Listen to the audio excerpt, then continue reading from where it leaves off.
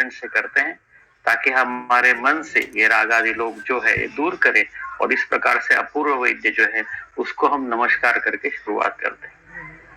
वैक्रांत ये आज का टॉपिक है। ये बहुत ही अच्छा टॉपिक है, लेकिन प्रैक्टिस में सबसे कम उपयोग में आने वाला टॉपिक है। ऐसा क्यों है? क्योंकि जो चीजें हमें मिलती नहीं है या आसानी से उपलब्ध नहीं है, उसका जो चिकित्सा में उपयोग जो होता है वो काफी कम लोग करते हैं। पहले अगर हम देखा जाए तो अभ्र वैक्रांत माक्षिक विमलादेश सस्यम चपलो रस ज्ञातवर्षो संग्रहित रसान, इस रस में अभ्र के साथ साथ वैक्रांत को दूसरा विशेष स्थान दिया गया है। तो ये one of the best medicine जो है, ये केवल पारद कर्म के लिए नहीं तो देह के लिए भी one of the best medicine बताया है। फिर भी हम आज इसका उपयोग काफी कम करते हैं। और ये द्रव्य जो है कई बार हमने कॉलेज में ही कभी ये देखा है, लेकिन वो भी कहीं अप्राप्य रहता है, इसलिए दिखाई नहीं देता है। इसलिए पहले हम ये जान लेते हैं कि वैक्रांत क्या है। हमारे बुक्स में जो लिखा है उसमें से कौन सी चीज हम उसके लिए ले लेते हैं, मीन्स उसको भस्म करने के लिए यूज ले लेते हैं। ग्रंथ में उसके लक्षण क्या बताए हैं। इसीलिए सबसे पहले जैसे रसशास्त्र का पाठ होता है कि द्रव्य निश्चित अगर हम सही ढंग से कर सके तो हम चिकित्सा में जिस वैक्रांत का उपयोग करने वाले हैं या मैं जिस भस्म का उपयोग बताने वाला हूँ वो कौन सा यूज किया है ये हमें पता चलेगा। आज अलग अलग फार्मेसिया वैक्रांत के नाम से जो भी मिलता है उसका भस्म बनाते हैं। फिर उसका बल उसमें रॉक क्रिस्टल हो या बाकी अलग अलग चीजें भी वैक्रांत के नाम से मिलते हैं। इसीलिए पहले हम इस द्रव्य को देखते हैं कि वैक्रांत ये किस प्रकार से हमें मिलता है। ग्रंथ में देखा जाए तो वैक्रांत के बारे में सबसे पहले यही लिखा है कि अष्टार्थ फलकाः षट्कोणो मसृणगणो शुद्धो मिश्रित वर्णश्च रिक्तो वैक्रांत उच्यते। श्वेतो रक्तश्च पीतश्च नीला पारावत छवि श्यामला कृष्ण वर्णश्च कर्पूरश्चाष्टदायिसा। तो 8 प्रकार के वैक्रांत होता है। तो इसमें से हमें कौन सा यूज करना चाहिए, कैसे यूज करना चाहिए, इसका जनरल इंट्रोडक्शन हम इसलिए दे रहे हैं कि हमने ये देखा नहीं। तो एक फास्ट जल्दी हम ये देख लेते हैं, अब ब्रीफ रिव्यू लेते हैं कि वैक्रांत के नाम से क्या है। वैक्रांत के नाम से कई जगह फ्लूओस्पार, फेल्डस्पार, रॉक क्रिस्टल और टूरमैलिन इन 4 द्रव्यों का उपयोग किया जाता है। इसमें से सही कौन सा है और कौन सा यूज क्यों होता है, क्यों नहीं होता है, इसके बारे में बहुत ही संदिग्धताएं हैं। लेकिन अगर हम उसका सही ढंग से जो ग्रंथ में बताए हुए लक्षण जो हैं उनके आधार पर हम विनिश्चय करना चाहें तो हम अलग द्रव्यों का कैसे परिचय लेते हैं ये देखते हैं। इसमें फ्लूओस्पार का कैल्शियम और फ्लोरीन ये रहता है, ये पिंकिश व्हाइट का रहता है, लेकिन ये बहुत ज्यादा कलर्स में नहीं मिलता है या कई बार अलग अलग कलर्स में भी मिलता है, लेकिन उसमें जैसे अष्टफलक, अष्टचात्र, षटकोण ये लक्षण दिखाई नहीं देते हैं। इसीलिए कई लोग इसको वैक्रांत नहीं मानते। फेल्डस्पार ये दूसरा ड्रग है। अभी हम पढ़ते थे तब डोले से पूछते पढ़ते उसमें भी अलग अलग फ्लोरीन बताया है, कैल्शियम और फ्लोरीन वाला संयोग है, यही वैक्रांत है, यही लिखा हुआ है। बाकी जो पुस्तक है उसमें कई जगह फेल्डस्पार है, इसमें अपने अष्टकोण की जगह कई कोण और पाजू मिलते हैं और इसमें अलग अलग कलर भी हमें मिलते हैं और इस कलर की वजह से रत्न वर्ग का ये स्टोन है ऐसे मान के इसको अलग अलग कलर में जो मिलता है वो देख के उसका विनिश्चय किया जाता है। लेकिन खास करके हम शास्त्र में, क्योंकि उसमें बताया गया है कि देह सिद्धिकरम कृष्णम पीतम पीते सितम सितम सर्वार्थ सिद्धम रक्तम तथा मरकत प्रभम, मरकत प्रभम जी जो है या बाकी चीजें हैं ये बाकी काम में यूज जाता है। शेषे ही निष्फले वर्जे वैक्रांत मिति सप्तदाय, वैक्रांत जो बताया है रसरत्न समुच्चय में दूसरे प्रकार में, तो उसमें मतलब 7 प्रकार के वैक्रांत इसमें अलग अलग कलर में मिलने वाला है। इसमें से ब्लैक जो है ये ज्यादा हमें देह सिद्धिकर है, उसका प्रयोग करना चाहिए। तो ये ब्लैक कलर में नहीं मिलता, इसलिए हम इसको भी वैक्रांत नहीं मानते या चिकित्सा में उपयोग नहीं करते। तीसरा ये रॉक क्रिस्टल खास करके माना जाता है, ये काफी कलर्स में मिलता है, उसके बाकी बाजू वगैरह भी कई बार अच्छे लगते हैं, लेकिन फिर भी इसमें ब्लैक कलर जो है ये प्रकार ज्यादा नहीं मिलता है, इसीलिए हम इसका प्रयोग भी चिकित्सा में ज्यादा तौर पे नहीं करते हैं। केमिकली उसमें क्या रहता है, किस ढंग से रहता है या बाकी चीजों के अलावा हम उसके सारे कलर्स और ये उपलब्ध होना इन चीजों को मानते हैं या और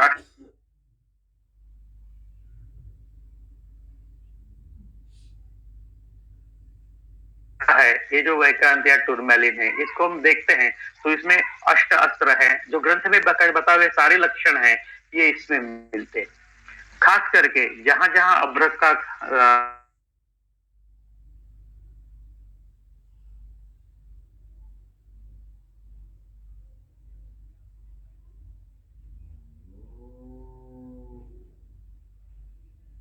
विक्रांत के साथ साथ हमें जहां जहां भी सर आवाज नहीं येते सर आता है तो हेलो हेलो कमी येते सर येतोय हेलो इथं ऑन आहे यस सर ऑडिबल हाँ यार ओके तो वैक्रांत के साथ साथ अगर हम जाते जहां जहां अभ्रक के खाने हैं, हम खुद गए थे डॉक्टर पिस्टे जी के साथ और कड़ावल वकर के मीन्स कोंकण में एक खान है वहां गए थे और वहां से ये हैंड प्रोक्योर्ड सैंपल जो है वैक्रांत का इस प्रकार से हमने बहुत ज्यादा वहां से लाया था। तो इस प्रकार से अगर ये हम देखा जाए तो इसमें अष्ट अस्त्र, अष्ट फलक, अष्ट कोण ये बाकी सारी मिलते हैं। जैसे हम मिनरोलॉजी की दृष्टि से उसका टीएस लेते हैं, अगर हम उसमें देखें तो अंदर के पार्ट में आपको ये षटकोण दिखाई देंगे, शुद्ध और मिश्रित ये वर्ण दिखाई देंगे। इसीलिए ब्लैक टूरमैलिन ही वैक्रांत है ऐसा हम मानते हैं और सिर्फ उसी का ही भस्म प्रयोग होना चाहिए। खास करके रस शास्त्र में वनस्पतियों में भी बहुत ज्यादा स्पेसीज वगैरह अलग अलग चीजें रहती हैं और निश्चितता का प्रॉब्लम रहता है, लेकिन मिनरल्स में ऐसा ज्यादा नहीं होना चाहिए। ब्लैक टूरमैलिन को वैक्रांत मान के सभी वैद्यों को उसी को अप्रूव करके आगे हम जाएंगे तो उसके गुणधर्म हमें जो ग्रंथ में बताए हैं उसके जैसे देखने के लिए मिल जाते हैं और उसमें सारे क्राइटेरिया जो है लगभग ज्यादा से ज्यादा क्राइटेरिया इसमें फिट हो जाते हैं। तो हम अभी जो यूज कर रहे हैं, मैं जिस भस्म के बारे में बता रहा हूं वो ये ब्लैक टूरमैलिन का भस्म जो है जो हमने बनाया था उसी का जिसका प्रयोग हम करते हैं उसी के बारे में हम बात कर रहे हैं। बाकी भस्मों के बारे में हम बात नहीं करते हैं। इसीलिए हम कोई भी वैक्रांत लेते हैं तो इसमें वैक्रांत में मूल कौन सा सिलेक्शन हुआ था, टूरमैलिन लिया था, फेल्डस्पार लिया था, फ्लूरोस्पार लिया था, ये जानना बहुत जरूरी है और उसके बाद ही उसके प्रयोग के बारे में हमें जो भी कुछ बातें करनी हो तो हम करेंगे वो तो ज्यादा अच्छा रहता है। तो मेरे ख्याल से सबको ये क्लियर होगा कि अभी हम जो बोलने वाले हैं वो ब्लैक टूरमैलिन भस्म जो है जिसमें हमें अष्टास्त्र, अष्टफलक, षटकोण, मसरूण, गुरु ये सारे लक्षण जो है शुद्ध और मिश्रित वर्ण में भी वो कैसे पाया जाता है इस प्रकार के वैक्रांत के बारे में देखते हैं। टूरमैलिन लगभग जो मिलता है उसमें से 90-95% जो रहता है वो ब्लैक कलर में मिलता है और 5-6%, 8% हमें ऐसे मिश्र और अलग अलग कलर में भी पाया जाता है। इसमें कलर कैसे होते हैं, क्या होते हैं, इसके बारे में भी हम आगे सोचेंगे और फिर उसके बारे में जानेंगे। इन गुणधर्म के बारे में हम वापस आगे आके देखेंगे तो क्यों ये गुणधर्म आए हैं और किस तरह से उनका चिकित्सा में हमें उपयोग होता है। आज की चिकित्सा में ये प्रोसेस होने के बाद गुणधर्म आते हैं, इसलिए उनको प्रोसेस के बाद हम देखेंगे। तो generally this is a hexagonal crystal derived from aluminum borosilicate. Tourmaline can occur in range of colors depending upon how much iron, magnesium and other minerals are present at the time of formation. At the time of formation, this is very important. That determines the color of the tourmaline. 95% tourmaline in the world appears in the color black, which remaining 5% popping up in everything from pink to red or violet to green. शुद्ध, मिश्रित, कर्पूर ये जो हमारे यहाँ वर्ण बताए हैं ये सारे वर्ण हमें इसमें मिल जाते हैं, इसीलिए हम इसको ही वैक्रांत मान के आगे चलते हैं। ऑन फिजिकल लेवल जो है इसमें काफी हीलिंग प्रॉपर्टीज बताई गई है, इम्यून सिस्टम को बैलेंस करने वाली प्रॉपर्टीज बताई गई है, वायरस को अटैक वाले प्रॉपर्टीज के बारे में बताया गया है, स्ट्रेस और एंजाइटी के बारे में बताया गया है। ऐसे प्रॉपर्टीज उसमें किस तरीके से आ गई है ये हम आगे जाके देखेंगे, क्योंकि ये प्रॉपर्टीज आने के लिए उसके ऊपर पहले प्रॉपर संस्कार होना चाहिए। किसी भी द्रव्य को हम अगर लेते हैं तो उसकी शुद्धि आयुर्वेद की दृष्टि से जरूरी होती है। उसका प्योर फॉर्म मिलना ये जरूरी नहीं है, लेकिन अगर हम किसी भी चीज को उसी फॉर्म में अगर हम यूज करते हैं तो हमारे शरीर में कुछ व्याधियां वो प्रयुक्त करता है। बताया गया कि अशुद्धो वज्र वैक्रांतो किला संदाह संततिम पार्श्व पीड़ाम तथा पांडव कृतस्थो विशदत, आयुर्वेद प्रकाश में बताया गया। तो इसमें हमें ये देखने के लिए मिलता है कि वैक्रांत ये जो है स्पेसिफिकली किलास यानी इसके एफिनिटी जो है ये स्किन के ऊपर ज्यादा जाती है। दाह और संतत दाह ये तैयार करता है, इसलिए निफ्रोलॉजिकल एफिनिटी उसकी ज्यादा है। पार्श्व पीड़ा ये तैयार करता है कि लंग्स में कुछ उसके तैयार करते हैं। पांडु क्रिएट करता है, इसलिए बोन मैरो के ऊपर उसकी एफिनिटी है। तो वैक्रांत का जो इफेक्ट का स्पेक्ट्रम है, अगर हम अशुद्ध ढंग से यूज करते हैं तो हमें केमिकली प्योर मिला इसलिए वो यूज नहीं करते, क्योंकि अशुद्ध प्रयोग करने से हमारे शरीर में ये हानि होती है। यह हमारे आचार्यों ने यूज करके बताई हुई चीजें हैं। तो हमें ये चीजें ध्यान में रखनी चाहिए कि हमारा जो प्यूरिफिकेशन है वो केवल केमिकल प्यूरिफिकेशन नहीं है, उससे जो अशुद्ध यूज करने से जो शरीर में विकृतियां होती है वो ना हो, ये हमें पता चलता है। लेकिन इससे हम ये जान सकते हैं कि इनकी हमारे बॉडी में कहाँ कहाँ जाके इफेक्ट ज्यादा तैयार होने वाला है। तो ये स्किन के ऊपर, डिफरेंट सिस्टम के ऊपर, लंग्स और हार्ट के ऊपर, बोन मैरो के ऊपर, रस और रक्त धातु के ऊपर इसका कार्य ज्यादा है, यही ये चीजें दर्शाती है। इसीलिए इसके वैक्रांत का शोध, ये पार्थिव रही है इसलिए से क्षार है, अम्ल द्रव्यों में उसकी शुद्धि बताई गई है।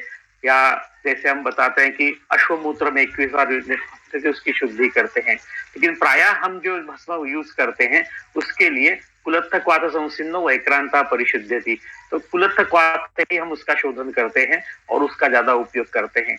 कुलत्थ में एक अश्वभेद करके स्पेसिफिक प्रॉपर्टी है, पूरे अम्ल रस उसमें ज्यादा है, अम्ल रस अम्ल विपाक ये उसमें ज्यादा होने की वजह से पार्थिव चीज को भेदन करके शरीर के परमाणु रूप में परिवर्तन करने का एक विशेष संस्कार उसमें है।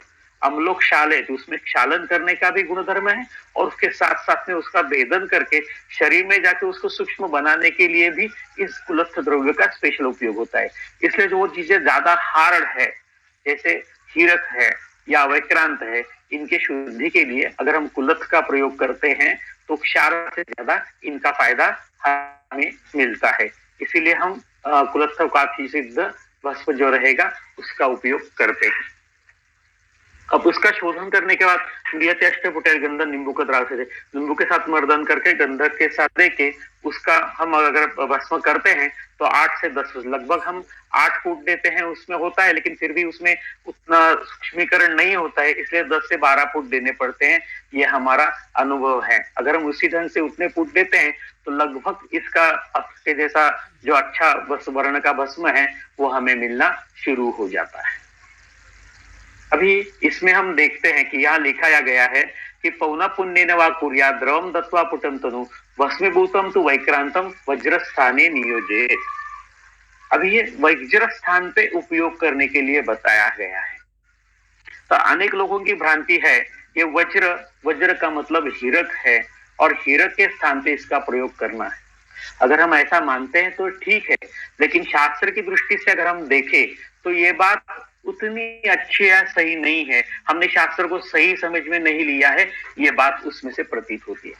जैसे हम देखें तो उसके रसरत समुच्चय के ग्रंथ में बताया है कि ये जो है रसायनेषु सर्वेषु पूर्वगण्या प्रतापवान, ये पहले बताया गया द्रव्य जो है वज्र स्थाने नियुक्तव्यः वैक्रांता सर्वदोषा, वज्र के स्थान पे इसको नियुक्त करना चाहिए वैक्रांता सर्वदोषा। लेकिन वज्र कौन सा? तो रसायनेषु सर्वेषु, सर्व रसायन में, रस में, रस के मतलब है अपर वैक्रांत माक्ष के मतलब पूर्वगण्य, जो पूर्वगण्य है, सबसे पहले गणना किसकी की है? अभ्रक की गणना की है। इसीलिए वज्र अभ्रक के स्थान पर वैक्रांत का प्रयोग होना चाहिए। इन दोनों के गुणधर्म, बाकी सारी चीजों में आप गुणधर्म देखेंगे तो सारी समानताएं हमें दिखाई देती है। वज्र के स्थान पे हम अगर प्रयोग कर रहे हैं तो वो बात भी ठीक है क्योंकि गुणधर्म उसके समान है, लेकिन ग्रंथ का मतलब यहाँ वज्र का मतलब वज्र यानी हीरक न होके वज्र का मतलब यहाँ वज्र अभ्रक, इस ढंग से ही हम लेते हैं तो भी हमें इसके सर्व दोषा, सभी दोषों को नाश करने वाले प्रॉपर्टीज जो है ये ऐसे मिल जाते हैं। तो कई बार ग्रंथ में शब्द की वजह से हम भ्रांति खा देते हैं या कई बार उसका संदर्भ भी हमें समझ में ला लेते हैं। जैसे सैंधव माने उदाहरण से हम समझते हैं कि सैंधव अगर हम स्वयंपाक गृह में मंगाते हैं तो वो सैंधव मीट आना चाहिए, और सैंधव युद्ध भूमि पे मंगाते हैं तो सैंधव नाम का घोड़ा आना चाहिए या हॉर्स आना चाहिए।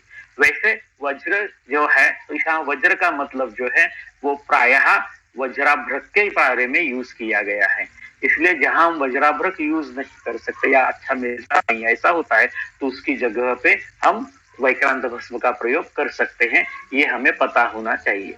तो वज्र का मतलब अभ्रक, वज्र और हीरक जैसे बताया कल सर ने काफी अच्छी तरह से बताया है कि किस तरीके से हम वज्र भस्म का प्रयोग करते हैं, और अगर वो महंगा है, मिलता नहीं है, तो उसकी जगह में कई लोग सूक्ष्म करके यूज करने की जगह वैक्रांत भस्म का भी प्रयोग करते हैं। लेकिन अगर हम वैक्रांत भस्म का प्रयोग कर रहे हैं तो वो हीरक की जगह नहीं करें, अभ्रक भस्म की जगह करें, ये मेरी रिक्वेस्ट है। अगर हम वज्र के जैसे करें तो गुण भी उसके वैसे ही हैं, इसीलिए मिलते हैं, लेकिन मन में ये भ्रांति नहीं होनी चाहिए। यही एक मेरा सुझाव है। वैक्रांत का सत्वोपातन बताया, उसके बारे में हम नहीं बोलेंगे। अभी जो प्रैक्टिकल बातें हैं इसमें वैक्रांत भस्म के गुण, अभी हमने जो प्रिपेयर किया हुआ वैक्रांत भस्म है कुलत्थकवाद से, वो इस कलर का तैयार हो जाता है। इष्टिका वर्ण जैसी है, क्योंकि कुलत्थ की भावना बढ़ देने के बाद और भस्म होने के बाद इस प्रकार का कलर आता है और काफी अच्छी तरह इसके रिजल्ट्स आते हैं। तो इसमें जैसे कल सर ने बताया कि गुणधर्म अगर हम देखते हैं तो आयुष प्रदर्श, आयुष प्रद जैसे रसायन में बताया है दीर्घम आयु स्मृति मेधा, उसी प्रकार से आयुष प्रद ये उसका पहला गुण है। अगर हम अभ्रक के गुणों में देखें तो अभ्रक के गुण में लिखा है गौर तेजा परमृतम वात पित्त क्षयविधम प्रज्ञा बोधि प्रशमतिर्जम ऋष्यम आयुष्यम अग्रम, वहां भी आयुष्य कर बताया है। तो इन दोनों के गुण जो है ये सदा एक दूसरे के साथ मिलते हुए, तो आयुष प्रद प्रॉपर्टी जो है, जैसे कल सर ने बताया, जो टर्मिनल डिसीज वाले स्टेजेस हैं, जैसे कैंसर है उसका कैकेक्सिया है, या फिर एनोरेक्सिया वाली चीजें हैं उसके साथ में तैयार होने वाली, या किसी भी चीज का जो एंड स्टेज रहता है उसमें ये काफी काम करता है। जैसे ट्यूबरकुलोसिस की एंड स्टेज है, या ट्यूबरकुलोसिस का स्टेज है, एड्स का स्टेज है, कार्डियो रेस्पिरेटरी फेल्यूर का स्टेज है, या कोई कोरोना का भी लास्ट स्टेज अगर है, तो इन सारी स्टेजेस में हमें वैक्रांत भस का प्रयोग करना चाहिए, क्योंकि ये प्रभाव से आयुष प्रद है। और जो बल वर्ण ये नाश होना शुरू हो जाता है, ये जो अरिष्ट लक्षण दिखाई देते हैं बल वर्ण नाश अरिष्ट लक्षण में बताया जाता है, तो ये जो है उस अवस्था में भी इसका प्रयोग होता है। तो किसी भी अवस्था में त्रिदोष शमन करके, ओजो वृद्धि करके, विषघ्न गुण से, रसायन प्रभाव से सकल रोगहारी, इस प्रकार का ये वैक्रांत है।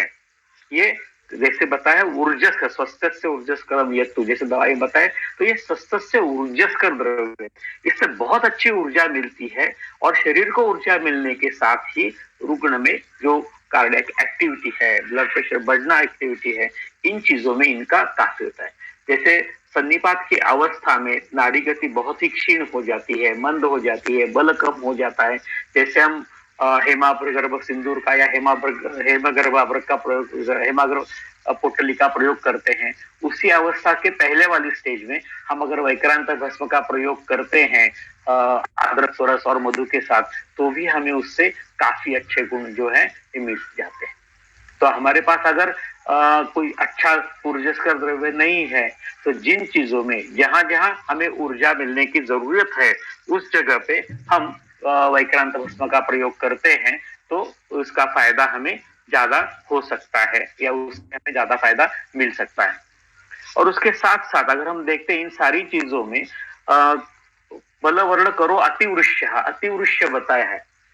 अतिवृष्य का मतलब वृक्ष जो है उसके संज्ञा के साथ साथ है कि इसमें दो चीजें हैं, एक तो प्रोडक्शन और सिक्रीशन, दोनों चीजों को बढ़ाने वाला होता है।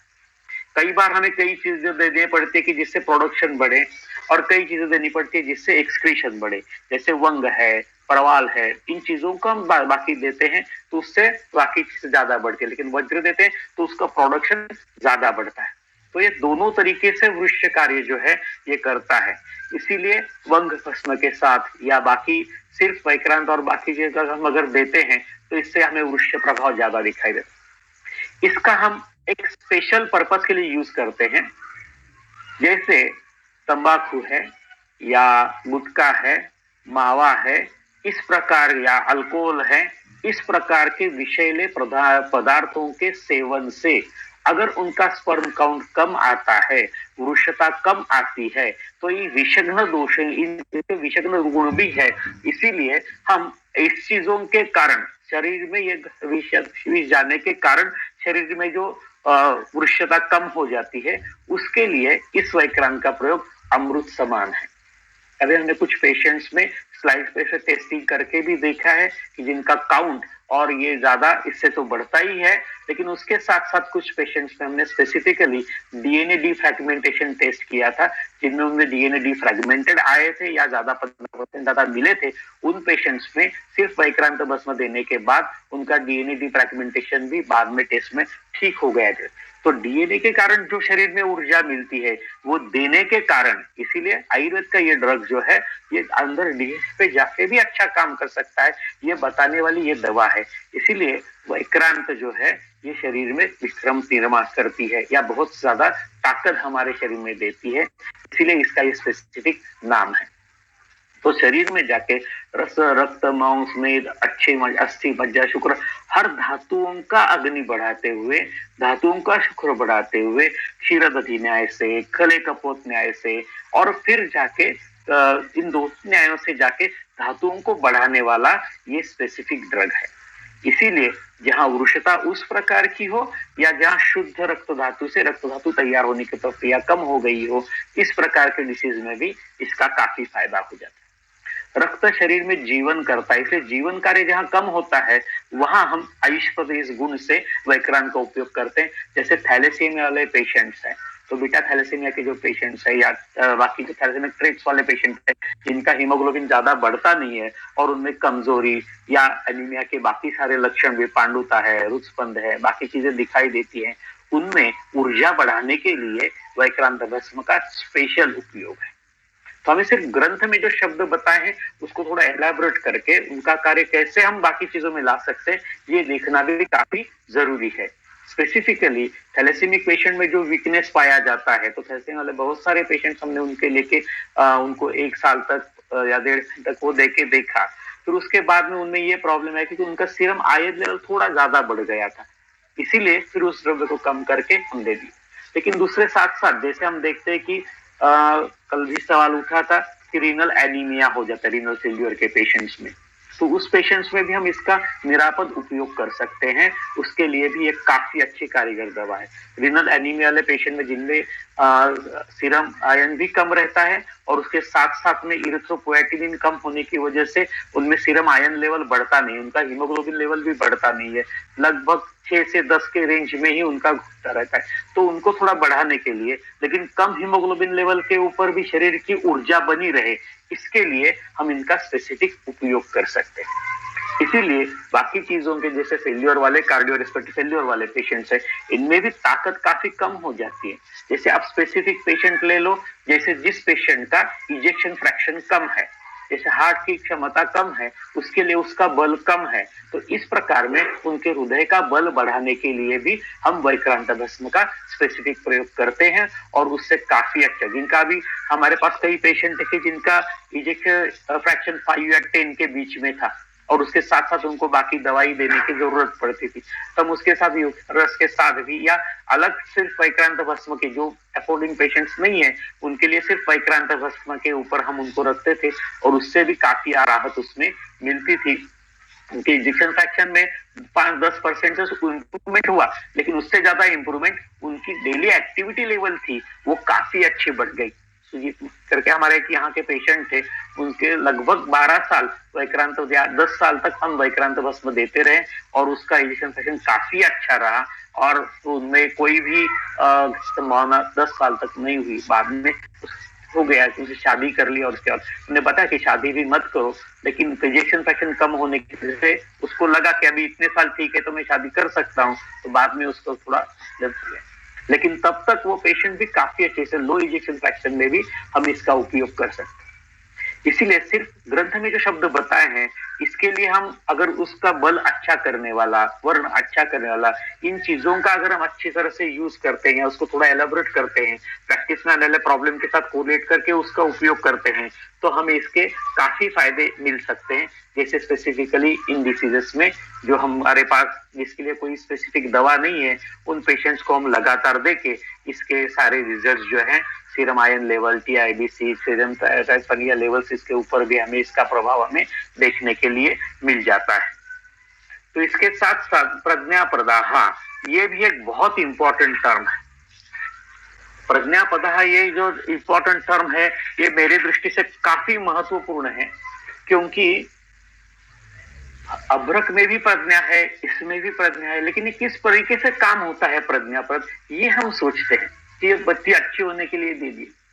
हमारे अगर हम देखें तो ब्रेन ये पूरा साइको न्यूरो एंडोक्राइनल चीजों के ऊपर डिपेंड रहता है, और उसमें हर एक चीज के निर्माण होने के लिए कुछ हार्मोन्स हम मानते हैं कि जरूरी होते हैं। जैसे हम बोलते हैं कि डोपामाइन है, सीरोटोनिन है, एसिटिलकोलिन है, नॉरएड्रेनालिन है, एंडोर्फिन्स है, या कुछ और जैसे सीरोटोनिन के जैसे बाकी जो चीजें हैं, ये काफी जरूरी होती है। अब इन चीजों में ड्रग का काफी अच्छा फायदा होता है। स्पेसिफिकली अगर हम देखा जाए तो जिनमें सीरोटोनिन लेवल्स बहुत ज्यादा बढ़ते हैं, कि जिसके ऊपर हमारा मूड जो है ये डिपेंड रहता है, हमारी नींद जो है डिपेंड रहती है, हमारा दर्द है ये डिपेंड रहता है, और उसके साथ साथ हमारा बिहेवियर है या थोड़ा ब्लड प्रेशर है, ये चीजें डिपेंड रहती है। इसलिए सीरोटोनिन की वजह से हमें कई बार डिप्रेशन या उसके मैनिक एंजाइटी डिप्रेशन डिसऑर्डर्स ये सारे होना शुरू हो जाते हैं। तो इस प्रकार में प्रज्ञाप्रद ये वैक्रांत भस्म है, तो उसमें हमारा मूड भी इंप्रूव हो जाता है, हमारी नींद अच्छी इंप्रूव हो जाती है, हमारा दर्द काफी कम करता है, और इसीलिए इसको सकल दोष गदापहारी बोला है। सॉरी, इसे प्रिंटिंग मिस्टेक है, ध्यान नहीं देंगे उसके ऊपर। लेकिन सकल दोष गदापहारी कैसे होता है, सकल दोष कैसे दूर करते हैं, तो इसमें हमारा मूड इंप्रूव हो जाता है, नींद इंप्रूव हो जाती है, भूख इंप्रूव हो जाती है, और ये सारी चीजें भी इंप्रूव होने के साथ वैक्रांत में जो ऊर्जस्कर भाव है वो मन में आता है। ऊर्जा जो है ये हमारे मन में रहती है, वो ओज के बढ़ने से बढ़ती है। इसलिए हमारी दृष्टि से ये सभी धातुओं का सार बढ़ाने वाला द्रव्य है। आपका रस अगर सार नहीं है तो रस को सार करना है, रक्त को सार करना है, मज्जा को सार करना है, अस्थि को सार करना है। तो धातुओं की सारता बढ़ाने के लिए हमारे गुरु श्री रामकृष्ण कर्मकर जो बताते कि सारता के ऊपर ज्यादा ध्यान देते थे, शास्त्री जी के उसके ऊपर ज्यादा ध्यान देते थे। लेकिन अगर सारता बढ़ानी है, बहुत जल्दी जल्दी सारता अच्छी करनी है, तो इसके लिए हमें कौन सा ड्रग चाहिए कि जो अग्नि अच्छे से बढ़ाए। इसलिए आगे वाले सूत्र में दिया है दीप्ता अग्निकृत, अग्नि अच्छा करने वाला, पवि समान, अग्नि के समान जो है गुणतर तरतम गुण से उसका जो है श्रेष्ठतर ऐसे गुण पैदा करता है। तो धातु अग्नि को अच्छा करने वाला ये ड्रग है। इसीलिए इसको प्रयोग जो है ये हमें अच्छी तरह से करना चाहिए। जहां सप्त धातुओं के क्षय की वजह से शरीर का ओज कम हो जाता है, ऐसी अवस्थाओं में हमें इस भस्म का विशेष प्रयोग करना चाहिए। वैक्रांत का किस अवस्था में प्रयोग करना चाहिए, तो सभी धातुओं की सारता बढ़ाने के लिए। और कैंसर है, उदर है, या बहुत सारे ऐसे डिसीज कि जिसमें सभी धातुओं के क्षमता होने, जैसे विवेकी दुर्बलो विष्णम ध्यायति तीन्द्रिया विच्छायो दुर्मना सस्य भवे श्यामस्य तत्क्षय, सारे ओजक्षय के लक्षण हमें पांडु से लेकर अनेक व्याधियों में मिल जाते हैं। तो पांडुओं में भी ये लक्षण दिखाई देते, इसलिए पाल्पिटेशन दिखाई देता है। तो इन चीजों को ठीक करने के लिए हमें रस से लेकर ओज तक इस ब्रॉड स्पेक्ट्रम ड्रग चाहिए। वनस्पतियां ये थोड़ा शॉर्ट स्पेक्ट्रम ड्रग है, और ये जो है ये ब्रॉड स्पेक्ट्रम ड्रग है, ये सभी चीजों को कवर करता है। जैसे एलोपैथी में बोलते हैं ग्राम पॉजिटिव हो, ग्राम निगेटिव हो, बाकी मिक्स हो, इन सबको कवर करने वाला ये ड्रग है। तो वैक्रांत ये अग्नि को अच्छा करने वाला, जाठर अग्नि को अच्छा करने वाला, धातु अग्नि को अच्छा करने वाला, और भूताग्नियों के ऊपर भी प्रभाव करने वाला प्रभाव है। और जब भूताग्नियों के ऊपर प्रभाव होता है तब शरीर में स्थिर धातु जाकर बनते हैं, और स्थिर धातु जब बनते हैं तब वपुर बल लोहकारी, हमारा शरीर जो है वो पूरा बलवान और लोहकारी जैसा हो जाता है, सारी चीजों को सक्षम करता देता है, या हमारी शरीर की क्षमता जो है ये अच्छी बढ़ जाती है। इसीलिए ये एक श्लोक जो है ये पूरी वैक्रांत की स्टोरी बताता है। ये पूरा वैक्रांत का उपयोग कैसे करना है ये हमें बताता है। ये देखे, रस से लेकर शुक्र तक, ओज तक परिणाम करने वाला ये हमारा है ड्रग है। ये ब्रॉड स्पेक्ट्रम ड्रग है। इसीलिए सभी धातुओं में जहाँ रसायन के गुण हमें नहीं चाहिए उसके साथ अगर आप च्यवनप्राश दे रहे हो तो उसके साथ वैक्रांत भस्म के पूरी देना बिल्कुल मत भूलिए। बहुत ही सस्ता और अच्छा ड्रग है। आपको चाहिए तो हम भेज सकते हैं, लेकिन फिर भी इसका उपयोग करना और उसका एनालिसिस करके हमें बताना कि इसका फायदा क्या हुआ। इसीलिए हम इसको सिर्फ अलग से सिर्फ कई लोगों को वैक्रांति देखते हैं और उसके फिर उनके ब्लड प्रोफाइल में इसमें क्या क्या चेंजेस है इस प्रकार का भी हम अध्ययन अभी कर रहे हैं। तो उसमें भी काफी पॉजिटिव रिजल्ट हमें मिल रहे हैं। इसीलिए हमारे शरीर से लेकर, मन से लेकर, रस से लेकर शुक्र तक, ओज तक परिणाम करने वाला ये ड्रग है और इसीलिए इसका काफी फायदा हमें हो जाता है। जैसे हम देखें कि हमारे शरीर में डोपामाइन बढ़ने की वजह से कई बार पार्किंसनिज्म जैसे डिसीजेस हमें दिखाई देते हैं, या बहुत ही डोपामाइन ज्यादा कम होता है तो पार्किंसनिज्म होता है, बढ़ जाता है तो सिजोफ्रेनिया जैसे डिसीज होते हैं। आज ये डिसीज भी हमारे लिए प्रॉब्लम है। इसलिए इनकी अर्ली कंडीशन में अगर आप वैक्रांत भस्म देते हैं तो दोनों अवस्थाओं में इनको रेगुलेट करने का काम, जैसे डोपामाइन को रेगुलेट करने का काम ये वैक्रांत भस्म कर सकता है, ऐसे मैं मानता हूँ। क्योंकि इन चीजों में उसके अलावा रिजल्ट अच्छा नहीं आता, तो जो बाकी द्रव्य देते हैं उसके साथ साथ हम कभी कुछ के साथ इसका भी प्रयोग करते हैं तो वृक्ष गुण में भी प्रॉपर्टी वहां हमें अच्छी मिलती है। तो कभी कुछ के साथ आप इसका प्रयोग, कभी कुछ सिद्ध क्षीर के साथ वैक्रांत भस्म का प्रयोग ये भी आप कर लीजिए। जैसे बताया कि सेरोटोनिन कम ज्यादा होने के वजह से एंजाइटी डिप्रेशन डिसऑर्डर्स होते हैं उसमें भी ये प्रयोग देता है। इसीलिए जैसे हम बोलते हैं कि रोग के अधिष्ठान दो है, जैसे हम बोलते हैं कि शरीर और मन ये दोनों अधिष्ठान है और दोनों अधिष्ठानों के ऊपर ये काम करता है। इसीलिए सकल दोष गदापहारी इसको बोला गया है।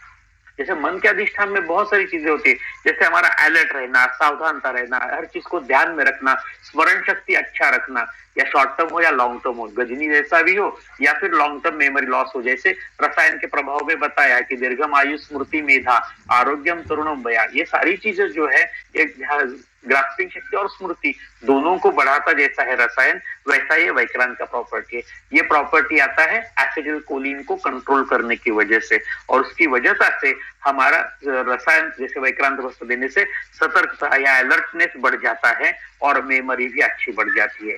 इसीलिए जो एग्जाम गोइंग स्टूडेंट्स है उनको जल्दी कोई वृक्ष चीजें चाहिए तो सारस्वतारिष्ट के साथ में वैक्रांत भस्म का प्रयोग हम करते हैं तो वो उसका फर्क देता है। या कल्याणक कषाय के साथ उन्माद में आप उसका प्रयोग करो, उसका आपका अच्छा रिजल्ट आएगा। या आप किसी जो भी कल्याणक, महाकल्याणक, पैशाचिक, मामी जो भी घृत दे रहे हैं उसका साथ साथ प्रयोग करो, आपको उसको रेगुलेशन में अच्छे रिजल्ट मिल सकते हैं। कई बार नॉर एड्रेनलिन बढ़ने की वजह से हमें अलर्टनेस आ जाता है, जल्दी हम उठ जाते हैं, या हमारा मूड रहता है, या हम खुश होते हैं, या हमारा आनंद जो है ये नॉर एड्रेनलिन के ऊपर डिपेंड रहता है। तो इसके ऊपर भी इसका काफी अच्छा रिजल्ट होता है। और वैक्रांत ज्यादा देने से और हमारे धातु ओज ज्यादा बढ़ने से मन में विभेति, दुर्बल, विषम लक्षण जाने की वजह से उसमें आनंद या खुशी ये चीजें आ जाती है। इसमें इंपॉर्टेंट ये एक भी लक्षण है कि जैसे ब्रेन में ग्लूटामेट एक्टिविटी जो रहती है ये दीर्घकाल हम जो शिक्षण लेते हैं, जो बचपन में पढ़ा, जो अभी मैंने ये पढ़ा है, ये 1985, 86, 87 में रक्षा में तब पढ़ा है, लेकिन आज जाके भी हमें याद क्यों है? तो ये ग्लूटामेट की वजह से, दीर्घकालीन स्मृति जो हमारी है उसकी वजह से रहती है। जो हमारा एजुकेशन रहता है वो ब्रेन के इस केमिकल की वजह से रहता है, तो उसको अच्छा करने में भी इसकी मदद रहती है। इसीलिए जो हमारा स्मृति को भी बढ़ाने वाला स्पेसिफिक ड्रग रहता है। इसीलिए इसके कारण से हमारे शरीर में ओसीडी की विकृति हो जाती है, ऑब्सेसिव कंपल्सिव डिसऑर्डर हो जाते हैं। एक बार बार बार चेक करना, क्योंकि वो ध्यान में ही नहीं रहता। अभी हम करेंगे तो भी थोड़ी देर के बाद ध्यान में नहीं रहता है। लगभग हर एक आदमी को लगता है कि अभी मैं कुछ भूल रहा हूँ, अभी ध्यान नहीं, जो पढ़ा था वो याद नहीं आता है। तो ये हमारी स्मृति और को अच्छा रखने के, लॉन्ग टर्म मेमोरी को अच्छा रखने के लिए ये काफी अच्छा ड्रग है, क्योंकि एक लेवल पे भी शायद जाके एक अच्छा काम करता होगा, ऐसा मैं मानता हूँ। और स्ट्रेस फ्री लाइफ रखने के लिए जो एंडोर्फिन या इंसेफेलिन जो केमिकल्स चाहिए इसके ऊपर भी काम करता है। इसीलिए हमारे शरीर में ये ज्यादा अच्छा काम करता है। तो अग्नि से लेकर, रस से लेकर, रक्त से लेकर इन सारी चीजों के ऊपर हमें वैक्रांत भस्म का प्रयोग जो है काफी अच्छा दिखाई। हर एक व्याधि में उस व्याधि के जो कि गुण है। जैसे कल सर ने बताया था कि हम उस धातु को धातु पाचक द्रव्य है, शुक्र शोधक गण है और हीरक भस्म है, ऐसे मान के इसकी चिकित्सा करते हैं। वैसे हम वैक्रांत को भी उसी दृष्टि से वैक्रांत और उस धातु के समान उसमें पहुंचने वाला ड्रग जो है उस द्रव्य के साथ साथ इसका प्रयोग हम करते हैं तो लगभग सभी व्याधियों में हम उसका प्रयोग कर सकते हैं।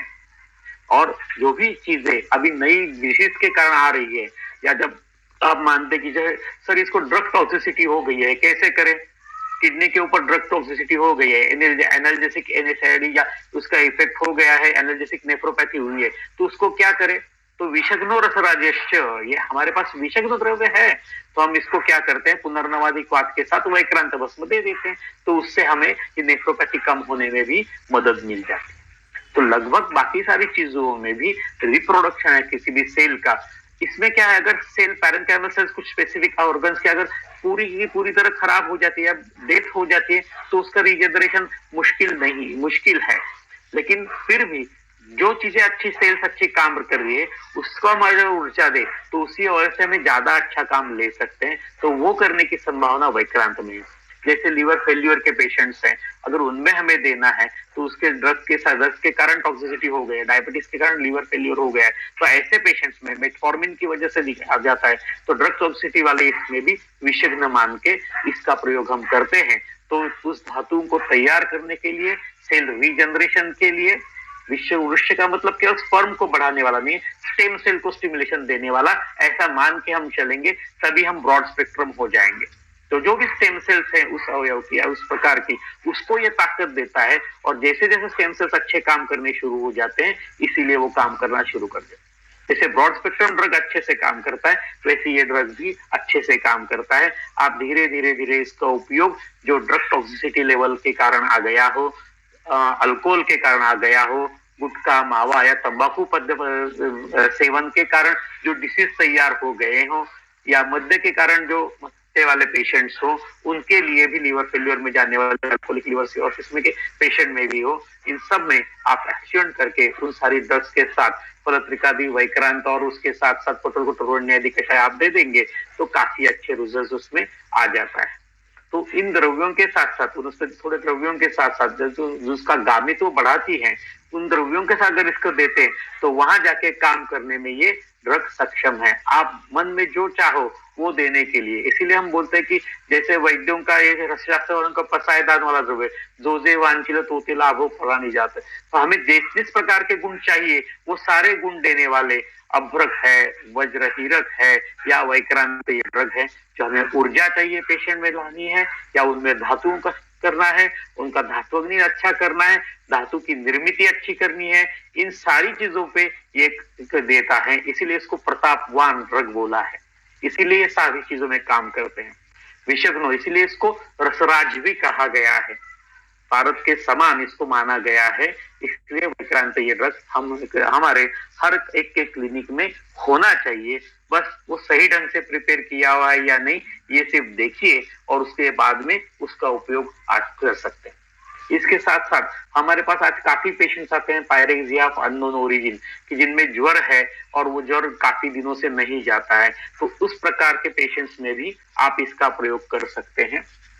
इसके साथ साथ जैसे हमने दूषित अभ्रक में किलास और ये चीजें जैसे मीन्स अभ्रक की अशुद्ध प्रयोग करने से किलास वगैरह स्किन डिसीज होते हैं वैसे देखें, वैसे सोरियासिस के या कुष्ठ के पेशेंट में या जिनमें व्रण कुष्ठ स्किन में हो गया है और वो भरता नहीं है, ऐसी अगर अवस्था है धातुगत अवस्था कुष्ठ में आती है तो इस अवस्थाओं में भी हमें इसका प्रयोग करना चाहिए। ट्यूबरकुलोसिस क्षय की अवस्था है, जैसे रसक्षय, रक्तक्षय, मांसक्षय, धातुक्षय ये तो है ही, लेकिन क्षय व्याधि जो अलग से बताए गए हैं उन व्याधियों में भी इसका फायदा जो है हम देखते हैं। जैसे हमने अभी कई पेशेंट्स में जिनमें सेरिब्रल डीमाइलिनेशन हो गया है या जिनमें माइलोमैलेशिया दिखाई देता है, ऐसे पेशेंट्स में मज्जा धातु की उत्पत्ति अगर सही ढंग से तैयार नहीं है तो उन लोगों में भी वैक्रांत भस्म का प्रयोग किया है और उससे भी काफी अच्छा राहत मिल जाती। इसीलिए हमें सबको रसशास्त्र के सिद्धांत से जैसे हम देखा जाए तो शरीर को देह और लोह सिद्धि तस्यासी स्टार्टेड विद 3 कंसेप्ट, देह और लोह सिद्धि। वैसे हमारे देह से लोह सिद्धि होगा नहीं पता नहीं, लेकिन देह तो लोह बलकारी जो है करने के लिए, वो फिर बल लोहकारी, हमारे शरीर को लोहा जैसा अच्छा बनाने के लिए हम अगर वैक्रांत भस्म का उपयोग करते हैं तो मेरे ख्याल से इससे अच्छा कोई और ड्रग इस प्रोफाइल में जो हम बोलते हैं वैलेट फ्रेंडली ड्रग है, ऐसा कोई और नहीं है। इसीलिए बाकी सब जो सभी व्याधियों में उस व्याधि के योग्य अनुपान के साथ इस द्रव्य का उपयोग हम करते रहें, वैक्रांत का उपयोग करते रहें, तो हमें बाकी के सगे जो उसके रिजल्ट है वो दिखाई देते हैं। तत्वांशतो रक्तिकाया रुद्रांश प्रमितामृतम वैक्रांतम प्रणीत बल कालाद्यपेक्षया। आप उसका उपयोग आप रुद्र के अपेक्षा से बल काल और उसके उपयोग से कर सकते हैं। इसीलिए क्लिनिकल जिसमें इसका रसायन है, एनीमिया में है, अलग अलग प्रकार के आपको जो बताया डायमोर्फिक एनीमियाज है या थैलेसीमिया वाली चीजें हैं, रीनल एनीमिया है या बाकी के जो एनीमिया के प्रकार है, कई सिकल सेल वाले पेशेंट में भी हमने दिया है, लेकिन उसमें ज्यादा फर्क देखने को नहीं मिला, फॉलोअप नहीं हुआ उनका।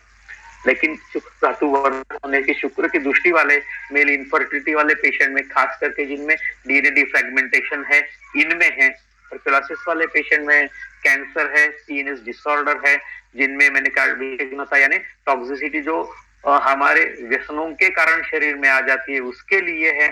अलग से स्किन डिसीजेस में है, प्रमेह में शरीर में शीतलीकरण होता है, वहां शरीर का लोह बलकरण करना है, तो प्रमेह वाले व्याधियों में भी हमें खास करके इसका उपयोग हम करते हैं तो हमें इसका काफी अच्छा रिजल्ट जो है देखने के लिए मिल जाता है। जैसे डायबिटिक नेफ्रोपैथी वाले पेशेंट्स हैं, इसको वैक्रांत भस्म देते रहते हैं तो उनको नेफ्रोपैथी होने की संभावना भी कम रहती है और इनमें धीरे धीरे सीरम आयन लेवल जो कम होते हैं या धीरे धीरे बाकी के चेंजेस उनमें जो होते हैं वो भी नहीं होते। और दौर्बल्य, सभी व्याधियों में ये दौर्बल्य करके चीज जो लास्ट में आती है या धातु क्षय के कारण जो दौर्बल्य आता है, इसको ये दूर कर सकता है। और आजकल डिसीज नंबर 1 जो रेस्पिरेटरी डिसीज पे है, कोरोना के इन स्टेज वाले डिसीज है या रेस्पिरेटरी सीओपीडी वाले डिसीज है, इन सारी डिसीज में भी हम वैक्रांत का उपयोग कर सकते हैं। तो मेरे ख्याल से काफी ब्रॉड स्पेक्ट्रम ड्रग है, इसके बारे में आप चाहे तो दिन भर भी बातें हम कर सकते हैं अलग अलग ड्रग में कैसे दिया जाए, लेकिन वक्त की मर्यादा और बाकी सारा ये ध्यान में रखते हुए, आपके मन में कुछ आशंकाएं कुछ स्पेसिफिक हैं, इसको ध्यान में रखते हुए हम अभी यहाँ थोड़ा सा विराम लेते हैं। आपके मन में जो कुछ स्पेसिफिक आशंकाएं हैं आप कुछ भी कभी पूछ सकते हैं।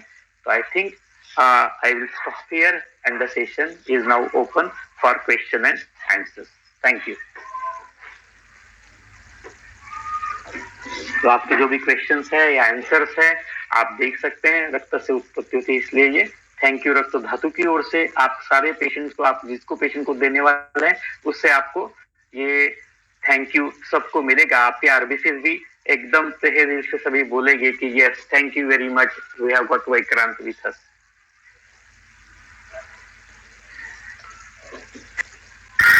Thank you very much, sir, for elaborative session. If any question is there, please ask in chat box or directly.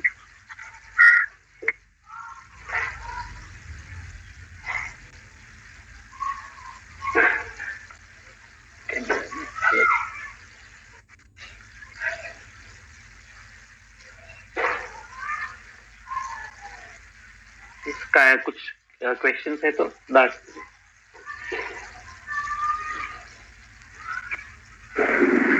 One question is there. Yeah. Dosage in yeah. Yes, Chinmay, please.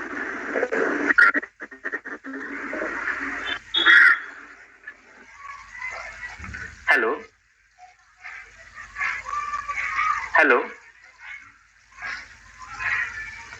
Am I audible? Yes, sir. हाँ। तो जो पूछा था कि pregnancy में dosage कैसे दे सकते हैं, तो लगभग 60 to 120 मिलीग्राम का डोज है। आप लगभग 3rd मंथ से शुरू किया 4th मंथ से शुरू कर सकते हैं। हम क्या करते हैं, किसी भी चीज अगर प्रेगनेंसी में देने तो बहुत सारे पहले ही, जैसे प्रेगनेंसी के लिए इनफर्टिलिटी के लिए आते हैं लोग, उसी वक्त उनका सीरम आयन लेवल बाकी भी चेक कर लेते हैं। जिनमें सीरम आयन लेवल काफी कम है उनमें हम पहले 3 महीनों में भी वैक्रांत चालू रखते हैं, और जिनमें सीरम आयन लेवल काफी अच्छा है, मोर देन 100 है, उनमें हम चौथे महीने से भी उसको शुरू कर सकते हैं। लेकिन वैक्रांत का हम स्पेसिफिक गुणों में देखिए शरीर के लिए अच्छा करने वाले हैं, इसीलिए जिन लोगों में बैड ऑब्स्ट्रक्टिव की हिस्ट्री है उनको हम पहले महीने से भी वैक्रांत देके तो भी चलेगा। 60 to 1 AMG जो है ये आप उसका डोज ले सकते हैं, और उसके साथ साथ जैसे गर्भिणी में अनुपान जो देना चाहिए वो जैसे सुश्रुत ने बताया नवनीत और घृत या क्षीर घृतम नैचैनम उपाचरित, तो क्षीर और घृत ये अनुपान ही उसके साथ अगर हम देते हैं तो उसका काफी अच्छा फायदा होता है। जो उनमें थकान ज्यादा आती है बहुत ज्यादा, जैसे हम बोलते हैं कि 7वें और 8वें महीने खास करके ओच मुंह मोश चरती माता कभी थक जाता है कभी थक जाता है, तो उस अवस्था में 8वें महीने में तो हम सभी को बोलते हैं कि आप वैक्रांत का प्रयोग जरूर कीजिए, वो काफी लाभप्रद रहेगा। और उसके साथ साथ दूसरा क्वेश्चन था कि सिजोफ्रेनिया में कैसा उपयोग करते हैं। सिजोफ्रेनिया के उनके जो ड्रग्स रहते हैं उसके साथ साथ वैक्रांत भस्म का हम सारस्वतारिष्ट और उसके साथ महाकल्याण घृत, अगर घृत ज्यादा नहीं लेता है कल्याण कषाय करते हैं, लेकिन वो हम दिन में 2 बार सुबह निशाकाली और रसायन काल में उसका प्रयोग करना चाहिए। तो उसको लगातार आप 3 महीने तक लगातार दीजिए, उसमें काफी अच्छा मूड इंप्रूवमेंट बाकी सारी चीजों में, और उनमें जो एकदम स्प्लिट होने की जैसे संभावना है वो काफी कम हो जाती है और वो बहुत जल्दी उससे रिवाइव हो जाते हैं। ये 2 चीजें उसमें पाई जाती है। और कोई क्वेश्चन है? कॉम्बिनेशन में यूज करने का है सर हमेशा इसको वैक्रांत ऐसा नहीं, आप सिर्फ वैक्रांत भी यूज कर सकते हैं, कॉम्बिनेशन में यूज हम करते हैं, क्योंकि कई बार क्या होता है हमारे यहाँ वैद्यों का एक ड्रग के ऊपर विश्वास नहीं है। ग्रंथ में भी कॉम्बिनेशंस बताए हैं और हम ग्रंथों को चिकित्सा करते हैं इसलिए हम वही मानते हैं, लेकिन ऐसा नहीं है। रसशास्त्र में बहुत सारे ड्रग्स जो है ये सिंगल यूज के हैं, जैसे हम नाग भस्म सिंगल यूज करते हैं, वंग भस्म सिंगल यूज करते हैं, अभ्रक भस्म सिंगल यूज करते हैं, प्रवाह पिष्टि सिंगल यूज करते हैं, वैसे वैक्रांत का भी हम सिंगल यूज करते हैं तो भी उसका फायदा अच्छा होता है। लेकिन इसके साथ साथ अनुपान में अगर आप बाकी ये चीजें देती हैं तो ज्यादा फायदा होता है। कई बार वैद्य का रुग्ण से अगर हम एक ही दवा देते हैं तो वही पूछता है बस इतनी दवा, मेरी तो इतनी सारी कंप्लेंट्स है, अब इतनी दवा से मेरा क्या होगा, ऐसा उसके मन में आशंकाएं आती है। इसलिए शायद वैद्य उसको जाते वक्त थोड़ा हेवी हो जाए और वैलेट भी हल्का हो जाए, इस प्रकार की दवाइयां देते हैं। तो ऐसा नहीं है, आप एक सिंगल वैक्रांत का भी यूज कर सकते हैं, आप कैप्सूल बना के टैबलेट बना के भी दे सकते हैं, उसका वही उपयोग आपको मिलता है। थोड़ा आपको समय थोड़ा ज्यादा देना पड़ता है वैक्रांत को, क्योंकि ये धीरे धीरे जाके एक्यूमुलेट होकर काम करने वाला ड्रग है, इसलिए 7 से 15 दिन के अंदर आपको उसका फर्क जो है ये दिखाई देना शुरू हो जाता है। 3 महीने के बाद आप उसके आयरन लेवल बाकी लेवल्स भी चेक करेंगे, पेरोटोसिटी लेवल चेक करेंगे, SGOT SGPT वो कम हो जाते हैं, अल्ब्यूमिन और बाकी लेवल्स भी बढ़ना शुरू हो जाते हैं। यहाँ तक इसका फायदा हमने देखा है। सर डोज आपका 60 मिलीग्राम ओडी है क्या सर इसका? नहीं, 120 मिलीग्राम हम देते हैं।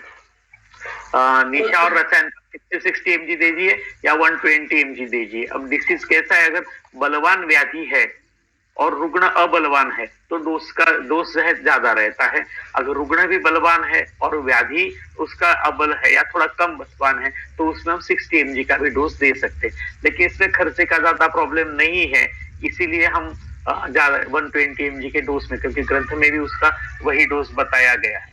खास करके वैक्रांत रसायन करके एक अलग सा ग्रंथ में रसरत्न समुच्चय में बताया है, उसमें भी इस प्रकार से कहा गया है कि अगर आप उस प्रकार से त्रिसप्तदिशे नृणाम गंगाभमिव पातकम 21 दिन का उसका प्रयोग बताया है, निहंत सकलान रोगान दुर्यानन्य भेषजैहि। ठीक है सर पांडु में किसके साथ देंगे तो ज्यादा इफेक्टिव रहेगा? शायद वहां से कनेक्शन कट हो गया है। हाँ ठीक है, हेलो। तो पांडु में क्या किसके साथ देंगे तो इफेक्टिव रहेगा? देखो, पेशेंट मुख्य है वातिश पांडु का है तो आप उसको स्पेसिफिकली दाड़ीमादी घृत के साथ दीजिए। अगर बाकी नहीं है शोथ या बाकी लक्षण है तो पुनर्नवादि कषाय जो पांडु का अधिकार में बताया गया पुनर्नवादि उस कषाय के साथ दे दीजिए, या आप वासागुरुचादि कषाय है उसके साथ दे दीजिए। जैसे पैनसाइटोपेनिया है तो आपको वासागुरुचादि के साथ देंगे तो उसका ज्यादा फायदा दिखाई देता है। थैलेसीमिया में देना है तो इसको त्रिफलादि कषाय के साथ दीजिए, क्योंकि उसका जाके एक्यूमुलेशन आयन का नहीं होना चाहिए। इसीलिए हम डोज और अनुपान ये जो है, ये बाकी लक्षण हमें किस प्रकार से चाहिए इसके ऊपर रखते हैं। जैसे सूतिका पांडु में प्रयोग करना है तो देवदार वरिष्ठ के साथ आप दे दो, या फिर सुकुमारिष्ट के साथ दे दो, या उन दिनों में जो यूज होते हैं अलग से जो कषाय या दशमूलारिष्ट वगैरह यूज होते हैं, दशमूल जीरकाद्यारिष्ट जो यूज होता है उसके साथ आप उसका प्रयोग कीजिए। तो यह सूतिका पांडु में भी इसका काफी अच्छा रोल पाया जाता है। तो धीरे धीरे अगर आप इस प्रकार से उपयोग करेंगे तो उस व्याधि के लक्षण, रुग्ण के लक्षण, इसको देख के हमें तय करना है। ये ऐसा फिक्स नहीं है, ये क्रिकेट जैसा है, गेंद कैसे आएगी इसके ऊपर डिसाइड करना है कि प्लेड करना है या उसको सिक्स लगाना है या करना है।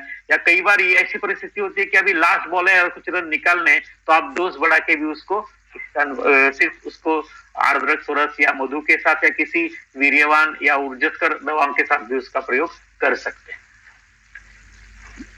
ये सर आपने कहा, हाँ बोलिए सर आप स्मृति वर्धक है तो इसको हम अगर 40-50 के बाद इसको रसायन के तौर पे यूज कर सकते हैं क्या? ऐसे थोड़ा बिल्कुल बिल्कुल बिल्कुल। उसमें उन्होंने ये दिया है कि जो वैक्रांत भस्म जो है क्षौद्र आज्य संहितम मीन्स विडंग और क्षौद्र और पिप्पली के साथ इसका प्रयोग हम अगर लगातार करते हैं तो हमारे शरीर को वो अपूर्व लोहकारी बनाता है और हमारे लिए जो भी आगे आने वाले व्याधि हैं, वार्धक्य जन्य जो चेंजेस हैं, इसको काफी हद में वो कंट्रोल कर सकता है। इसलिए 40-50 के बाद हम जैसे बोलते हैं कि एजिंग प्रोसेस जब शुरू होती है तब से अगर उसका उपयोग करते हैं तो हमें ये काफी हद तक फायदेमंद हो सकता है। नमस्कार सर। हाँ बोलिए। नमस्कार। हाँ, डायबिटीज और स्ट्रोक के बारे में आप बताएंगे? डायबिटीज के पेशेंट में ओजोवर्धक करके अगर यूज करना या लाइक स्ट्रोक के पेशेंट में रक्त क्या बोलेंगे प्रसादन के लिए। हाँ। तो डायबिटिक पेशेंट में जैसे हम बोलते हैं कि स्ट्रोक तो 2-3 चीजों का कारण हो सकता है कि जैसे उनमें कई बार सेरेब्रोवास्कुलर जो रक्तवाहिनियां हैं वो सिकुड़ जाती है, कई बार सिर्फ उसमें स्पैज्म आ जाता है। करो जैसे हम बोलते हैं कि क्या उसके राइट और लेफ्ट आर्टरी में वहां अगर स्पैज्म हो जाता है तो उसकी वजह से होता है तो वो जल्दी रिकवर हो जाते हैं। लेकिन जिनमें लॉन्ग टर्म रहता है या थ्रोम्बोसिस के कारण तैयार हो जाता है या जिनमें ब्लीडिंग हो गया है उनमें उसको वैक्रांत, हम उसको वैक्रांत का योगेंद्र रस के साथ प्रयोग भी करते हैं। तो इन दोनों का कॉम्बिनेशन जो है पैरालिसिस के लिए या इन व्याधियों के लिए अच्छा है। केवल वैक्रांत हम देते तो कई बार ऐसी अवस्थाओं में हम एक ड्रग के ऊपर डिपेंड नहीं रह पाते, इसलिए हम योगेंद्र रस का उसके साथ में उपयोग करते हैं। कई बार सिर्फ रस सिंदूर और वैक्रांत ये जो कॉम्बिनेशन है ये काफी डोमिनेंट कॉम्बिनेशन है। इसका हम सभी व्याधियों में काफी अच्छी तरह यूज कर सकते हैं। सभी सेरेब्रोवास्कुलर एक्सीडेंट्स हो या बाकी चीजें हो, इनमें भी इसका काफी अच्छा फायदा हो सकता है। तो थ्रोम्बोसिस के कारण या अंदर ब्लीडिंग हो जाता है उसके कारण अगर हमें यूज करना है, इन दोनों में वैक्रांत का प्रयोग आप योगेंद्र रस के साथ करोगे तो उसका काफी अच्छा रिजल्ट मिलता है। और अनुपान में सारस्वतारिष्ट उसके साथ भी देना तो ज्यादा अच्छा प्रयोग दिखाई देता है।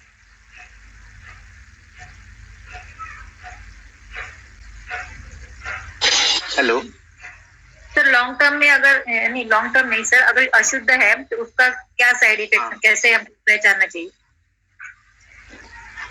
पहली चीज, इसको आप लॉन्ग टर्म दे दो, इसमें सारे बोरो एल्यूमिनियम सिलिकेट जो हमारे शरीर में है वही सारे द्रव्य हैं, इसलिए इसके साइड इफेक्ट्स आपको दिखाई नहीं देते हैं। आप अगर मीन 60 to 120 मिलीग्राम के रेंज में आप कितने भी समय ले लो, हमने 1 साल तक लोगों को दे दिया है, 2 साल तक लोगों को दे दिया है, लेकिन उसके कोई साइड इफेक्ट नहीं दिखा है। जैसे हमने बताया कि एक पेशेंट था, उनको दौर्बल्य ज्यादा था, इजेक्शन फ्रैक्शन 5 से 10 के बीच में था, उस पेशेंट को तो हमने 5-10 साल के तक वैक्रांत दिया है, लेकिन कोई भी लक्षण जब हम CBC, ESR, blood report, urine, GFR हम भी कर लेते हैं पेशेंट के, EGFR में भी या बाकी सारी चीजों में भी कहीं भी उसका चेंज नहीं आ गया है।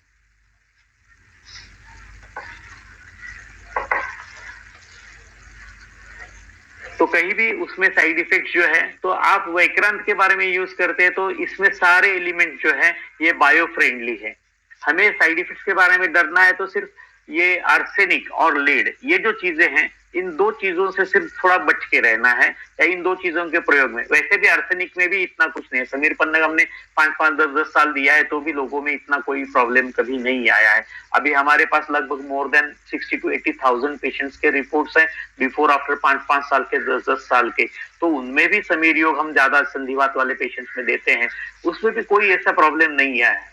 सिर्फ लेड वाले चीजों में कई बार चेक होता है तो लेड के लेवल्स बढ़ते हैं और उनमें कई प्रॉब्लम्स आ सकते हैं, इसीलिए हम काफी योगों में नाक की जगह सिर्फ हमारे यहाँ जो जसत भस्म है उसका डबल प्रयुक्त करके, बृहत्वाद चिंतामणि है या हमारे फार्मसेन जो हम बनाते हैं उसमें नाक की जगह हम जसत का डबल प्रयोग करते हैं, ज्यादा उतनी मात्रा में नाक की जगह उसकी मात्रा में हम जसत भस्म का प्रयोग करते हैं, जिसमें हमें काफी अच्छा लाभ होता है और साइड इफेक्ट बिल्कुल नहीं दिखाई देता है। क्योंकि कई बार हमें बाहर के देशों में भी भेजना पड़ता है और वहां कुछ चेकिंग वगैरह हुआ तो प्रॉब्लम आ सकता है, लेकिन हमारे यहाँ कुछ पेशेंट्स हैं उनमें हम नाग भस्म वाले भी पार्ट दे देते हैं या उनमें चेक भी करते हैं। अभी हम ऐसे देखते हैं कि जैसे पैरालिसिस में, थ्रोम्बोसिस में जैसे देखते हैं, वैसे पाइल्स में भी या गुदज व्याधि है, इन व्याधियों में वैक्रांत भस्म का काफी अच्छा उपयोग है। गुदज व्याधियों में भी आप लॉन्ग टर्म वैक्रांत भस्म देते हैं तो काफी अच्छा रिजल्ट उससे हमें मिलता है। आयुर्वेद शास्त्र संग्रह में भी इसके काफी प्रयोग अलग अलग से बताए गए हैं।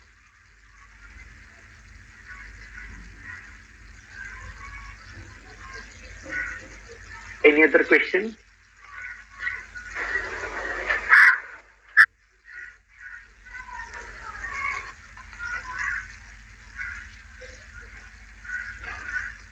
हेलो सर, और सर शुरू में आपने जो टाइप्स बताए उसमें से जो मार्केट में अवेलेबल है जो आपको अपेक्षित है वही रहता है? हमें नहीं, वो तो नहीं है। कई बार कंपनियां बताती नहीं है हमने कौन सा यूज किया है, हमने उंजा का देखा है, बाकी सारी कंपनी के देखे हैं, लेकिन हमें जैसे प्रकार से हम ब्लैक टूरमैलिन से यूज करते हैं वो काफी कम कंपनियों में यूज होता है, लेकिन वो बताते नहीं हमने किस प्रकार से ये बनाया है। आप कंपनी के बारे में बोलेंगे तो वो कंपनी रेट और ड्रग के बारे में बोलेगी, उनने ड्रग कौन सा लिया है इसके बारे में बड़ी कंपनियां काफी कम बार बोलती हैं।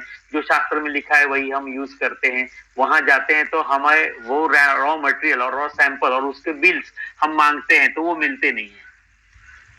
अगर हम यही यूज करते, ठीक है आप हमें टूरमैलिन का बिल बताओ, कहाँ से लिया, क्या लिया, सही टूरमैलिन था या नहीं, तो वो नहीं मिल रहे। तो कई बार हाँ ठीक है एविडेंस नहीं है इसका मतलब वो सही नहीं है, ऐसा नहीं है, वो गलत भी नहीं कर रहे, क्योंकि हमारे यहाँ ही ग्रंथ में भी हमारे लोगों ने उसको फिक्स नहीं किया है कि कौन सा लेना है, और प्रयुक्त होने वाला ड्रग है इसीलिए लाजा पर लोग ध्यान नहीं देते हैं। इसलिए मेरे ख्याल से हमें तय करना चाहिए मुझे ब्लैक टूरमैलिन वाले वैक्रांत का ही भस्म है, क्योंकि रसरत्न समुच्चय में वह सीधा सीधा लिख के ही दे दिया है ना उन्होंने, ये जो इसमें हमारे शरीर के लिए जो दिया है, देह सिद्धिकरम कृष्णम, देह के सिद्धि के लिए हमें सिर्फ कृष्ण भस्म का ही प्रयोग करना है, बाकी भस्मों का प्रयोग नहीं करना है। तो बाकी रंगों में मिलता है, सफेद मिलता है, हरा मिलता है, भी मिलता है, हमें यूज ही नहीं करना है। हमें खुद जाके अलग अलग जगह से भी हैंड प्रोक्योर्ड सैंपल्स क्रिएट किए थे, तो हमें भी ये लगा कि इसमें ब्लैक जो है, जैसे अभ्रक के भी सारे प्रकार मिलते हैं, लेकिन हम जो कृष्ण वज्राभ्रक है वही कोटि कोटि गुणाधिकम, वही अभ्रक का प्रयोग करते हैं ना, कृष्ण वज्राभ्रक का ही प्रयोग करना चाहिए। वैसे यहाँ भी ब्लैक टूरमैलिन का ही प्रयोग करना है। अन्य वैक्रांतों के बारे में मैं अधिकारी नहीं हूँ बताने के लिए, वो जो लोग प्रयोग करते हैं उनको पता होगा। मैं तो इसका प्रयोग करता हूँ और इसका ये फायदा है ये मैं पक्का बता सकता हूँ। सर पोस्ट कोविड अगर वेट गेन है ज्यादा और ये पैरों पे शोथ है अगर, तो उसमें पुनर्नवा के साथ यूज कर सकते हो क्या? आपने जैसे बोला पुनर्नवा के साथ भी यूज कर सकते हैं, और पोस्ट कोविड कई लोगों में उनके शरीर में प्रोटीन कंटेंट भी काफी कम हो जाता है, इसीलिए उनको मुद्गयुष का प्रयोग जो है ज्यादा कर लेना चाहिए। तो 3 दिन मुद्गयुष के ऊपर पुनर्नवादी वैक्रांत आप दे दीजिए, आपको काफी फर्क उसमें दिखाई देगा। लेकिन हम कोविड के ऐसे पेशेंट में और इस अवस्था में अगर दे रहे हैं और 15 दिन या 1 महीने के बाद आप उसका प्रयोग कर रहे हैं, तो मेरे ख्याल से आप लगभग ये रखिए कि उसको दिन में 3 या 4 बार दे दीजिए वैक्रांत भस्म, तो आपको तुरंत 7 दिन के अंदर फर्क मिलेगा। फिर धीरे धीरे धीरे पहले हम लगभग ऐसा करते हैं कि पहले 7 दिन 3 या 4 बार देते हैं, फिर 3 बार देते हैं, फिर अगले में 2 बार देते हैं और फिर 1 बार का प्रयोग ये कंटिन्यू रखते हैं अगले 3 या 6 महीने के लिए। तो लगभग पोस्ट कोविड कॉम्प्लिकेशंस ना हो, पोस्ट कोविड उनमें कोई तकलीफें ना हो, इसीलिए जो लोगों को हम सुवर्ण कल्प देना पसंद नहीं करते उनमें इनका प्रयोग कर सकते हैं। ये तो श्वास का चिंतामणि और वैक्रांति, इसका काफी प्रयोग उसमें अच्छा हो सकता है। Okay, thank you sir. या I think